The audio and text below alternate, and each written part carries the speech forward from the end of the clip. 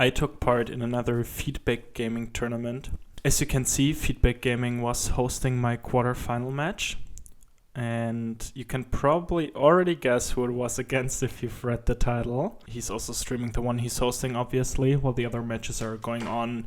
Because we're playing a variation of the mod where you can't rush industry focuses as well as you used to be able to. Headless Spider had advised me to always take one industry, one political, and then just let some time pass, which I tried to do. I don't think I pulled it off perfectly. The rough idea was to make decent infantry divisions and to then divert attention when the front lines have formed a bit with a cheap naval invasion. Or if attention is not diverted from the naval invasion, just use it to snap the victory points.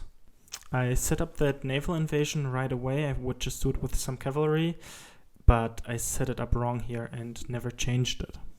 I decided to go for the US Army path to get the production buff for guns. To aid my naval invasion, I also set up a spy network. I was also trying to get some light tanks into my army. I was hoping I could make some very cheap space marines and just overwhelm my enemy. In the end, I only put them on armored recon because I made way too little, because I didn't have a coherent build, which I will have before next tournament. With only a month to go, I was honestly shaking a little bit. I put up my air and navy, then it was already time to go. I had already set up an offensive order, so the troops started walking before I even knew that the war had started.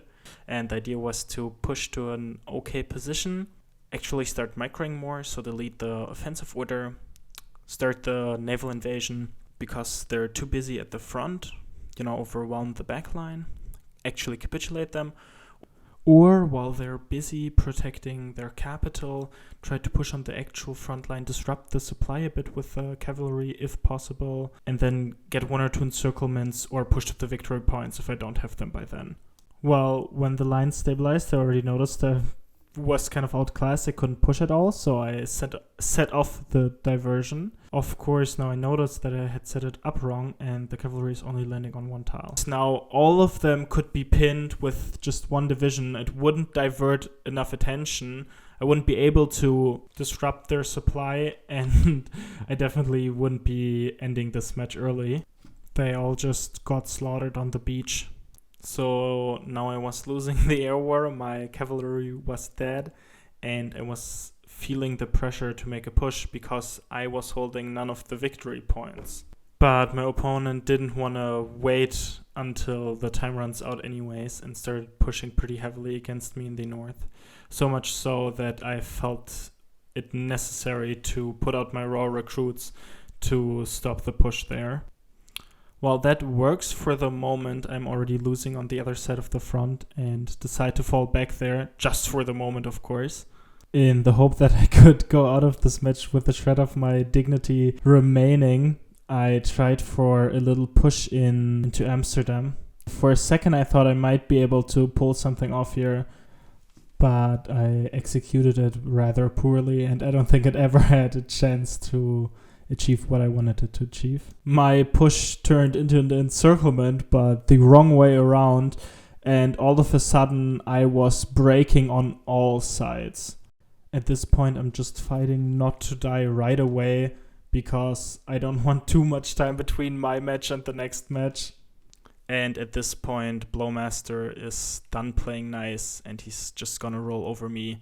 I can't even save Paris with my reserve. I put out a GG. I try for one last desperate stand to just prolong this match a few minutes, not be the guy that ruined the stream by just completely failing. But it's just way too late to really prolong this, and I capitulate. To the semi-finals, the next game is going to be between Mr. Peng Peng and the BlowMaster. At this point, of course, I was a bit down because I just lost pretty clearly and quickly. But I was starting to feel a bit better when I saw that BlowMaster became the champion. BlowMaster is the winner. Let us speak to the BlowMaster. You might also be feeling a little down right now because you thought you'd be seeing Dankus. We'll just jump to the end of the winner interview for that. Congratulations! Well done, Dankus Mimicus, for winning! So yeah, I played against Dankus and I didn't even know it. Well, now I don't feel bad about losing anymore, but I do still feel I could have done a little better. So next tournament I will have a build. I think it's going to be a 2v2, so it's going to be very interesting. If you want to see me probably also lose the next tournament depending on my partner, I suppose, why don't you subscribe? Thanks for watching.